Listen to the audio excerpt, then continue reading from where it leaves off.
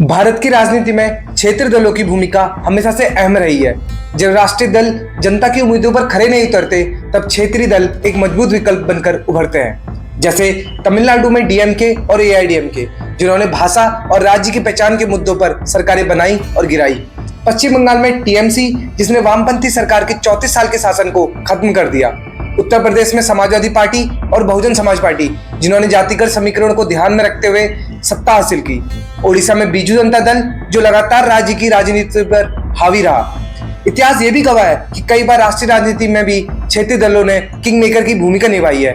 लेकिन आज कई राज्यों में क्षेत्रीय दल कमजोर होते जा रहे हैं। आखिर ऐसा क्यों है? उत्तराखंड की बात करें तो उत्तराखंड की राजनीति में एक समय क्षेत्रीय दलों का दबदबा था। जब उत्तराखंड एक अलग राज्य बना, तब इस आंदोलन की अगुवाई करने वाले नेताओं को लगा कि राज्य के विकास के लिए एक क्षेत्रीय पार्टी जरूरी है। उत्तराखंड क्रांति दल यूकेडी ने शुरुआती चुनाव में अच्छा प्रदर्शन किया और जनता को उम्मीद थी कि ये पार्टी पहाड़ियों की समस्या का हल निकालेगी। लेकिन समय के साथ इसकी पकड़ ढीली पड़ गई।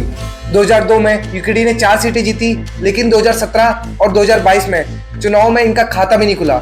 मगर हाल ही में उत्तराखंड की राजनीति में कई घटनाएं ऐसी हुई जिन्होंने ये सवाल खड़ा कर दिया कि क्या जनता अभी मुख्य धारा की पार्टियों पर भरोसा कर सकती है, या उत्तराखंड को अब नए राजनीतिक विकल्पों की जरूरत पड़ गई। उत्तराखंड में बढ़ते प्रोटेस्ट को देखकर लगता है जनता अब नए विकल्पों को देख रही है। उत्तराखंड में इन बदलाव के पीछे कई कारण हैं, जैसे बढ़ता करप्शन और पहाड़ों के प्रॉब्लम्स को अनदेखा करना। ऐसे ही उत्तराखंड में हमारे पास कुछ ऑप्शन है। यूकेडी, उत्तराखंड क्रांति दल, 1979 में बनी ये पार्टी, जिसने स्टेट फॉर्मेशन में अहम भूमिका निभाई। एक लंबे अंतराल के बाद नए जोश के साथ फिर से ग्राउंड पर आ चुकी है। बॉबी पवार, त्रिभुवन चौहान, दिनेश मास्टर जी, आशुतोष नेगी जैसे लोग जो लगातार उत्तराखंड के पहाड़ी मुद्दों को उठा रहे थे, फिर चाहे वो अंकिता भंडारी का मुद्दा हो, पेपर लीक्स का मुद्दा हो, ये लोग भी उत्तराखंड स्वाभिमान मोर्चा एक नए संगठन के साथ ग्राउंड पर उतर चुके हैं। उत्तराखंड एकता मंच, जो देश भर में उत्तराखंडियों को एक साथ लाने के लिए काम कर रहा है, एक विकल्प के तौर पर मौजूद है। पर इन विकल्पों का सफर इतना भी आसान नहीं है। अभी इन्हें ऐसी कई परेशानियों का सामना करना पड़ेगा, जैसे संगठन की मजबूती। बड़े दलों की तुलना में क्षेत्रीय पार्टियों के पास मजबूत संगठन नहीं होगा।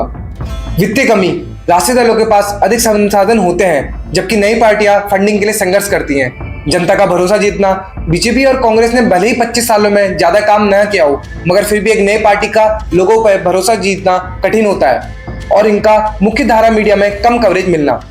अब सवाल यह है, क्या कोई नई पार्टी उत्तराखंड में अपनी जगह बना पाएगी, या उत्तराखंड में ये लड़ाई बीजेपी या कांग्रेस की ही रहेगी? हम तो यही चाहेंगे कि जो भी आए हमारे पहाड़ों के लिए काम करे। अब आप क्या सोचते हैं? क्या उत्तराखंड को पॉलिटिकल शिफ्ट की जरूरत है? कमेंट में अपनी राय बताएं और हमारे चैनल देवभूमि फीड्स को सब्सक्राइब करना ना भूलें।